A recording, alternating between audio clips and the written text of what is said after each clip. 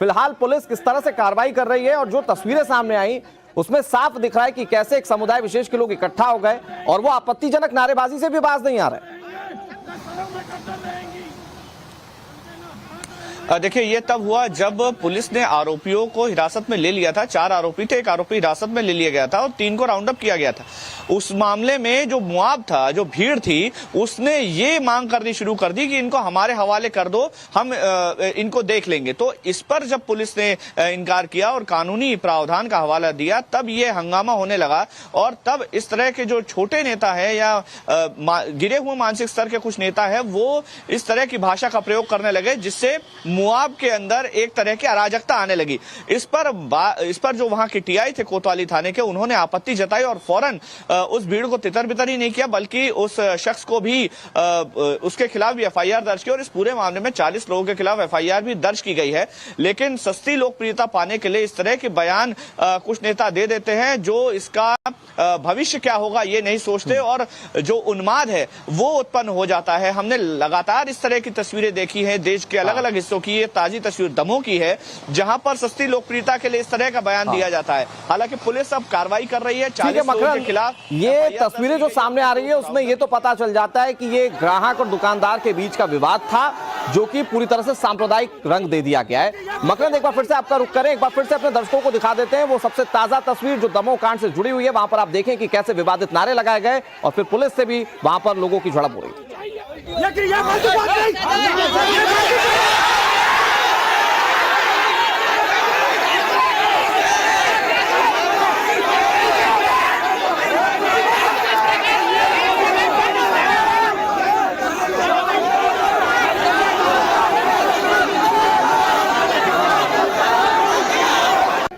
उनके ना हाथ रहेंगे न सरों में गर्दन रहेंगी।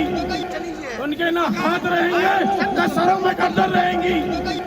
उनके ना हाथ रहेंगे न सरों में गर्दन रहेंगी। उनके ना हाथ रहेंगे न सरों में गर्दन रहेंगी। उनके ना हाथ रहेंगे न सरों में गर्दन रहेंगी।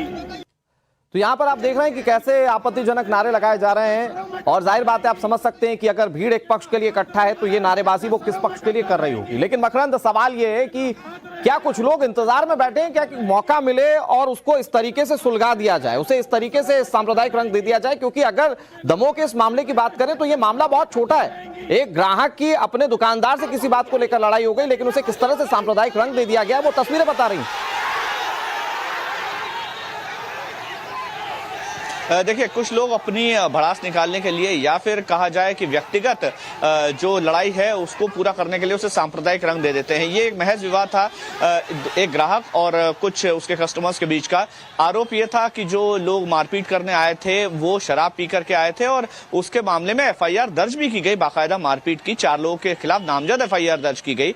आरोपियों को राउंड अप भी कर लिया गया और आरोपी को लेकर जब पुलिस थाने में पहुंची है तब पीछे पीछे भीड़ पहुंच गई कि आरोपी को हमारे हवाले करो। इस तरह से तो कानून व्यवस्था जो थी वो बिगाड़ने की कोशिश इंटेंशनली की गई थी। हालांकि इस पूरे मामले में अब बलवा की धाराओं में एफआईआर दर्ज करके पुलिस जांच भी कर रही है और हो सकता है कि इसके पीछे किसी षड्यंत्र का भी हाथ हो, किसी का षड्यंत्र भी हो इस पूरी घटनाक्रम के पीछे। तो इसकी पुलिस अभी जांच कर रही है, अलग अलग टीमें बनाकर गिरफ्तारी की कोशिशें भी की जा रही हैं। और इस तरह के भड़काऊ नारे लगाना, क्योंकि दमोह का यह कोई पहला मामला नहीं है, इससे पहले मकरंद, ये बता पाएंगे अभी तक कितनी गिरफ्तारियां हुई हैं और जो भाई साहब नारेबाजी कर रहे हैं क्या उनकी पहचान करके उनके खिलाफ कार्रवाई का कोई मूड है या क्या कार्रवाई हो चुकी है?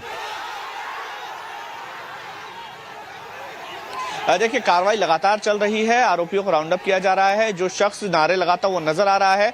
ये जानकारी मिली है कि उसका पहले भी आपराधिक रिकॉर्ड रहा है। पिछली बार उसके घर से कुछ आपत्तिजनक सामग्री मिली थी जिसके बाद उसके खिलाफ एफआईआर दर्ज की गई थी और उसके बाद अब जब ये भड़काऊ नारे लगाए गए हैं तो उसके खिलाफ दोबारा एफआईआर दर्ज की गई है। हालांकि अभी फिलहाल वो फरार बताया जा रहा है, लेकिन गिरफ्तारी की कोशिशें लगातार जारी हैं और 40 लोग हैं कुल, कुछ नामजद हैं और कुछ अज्ञात हैं।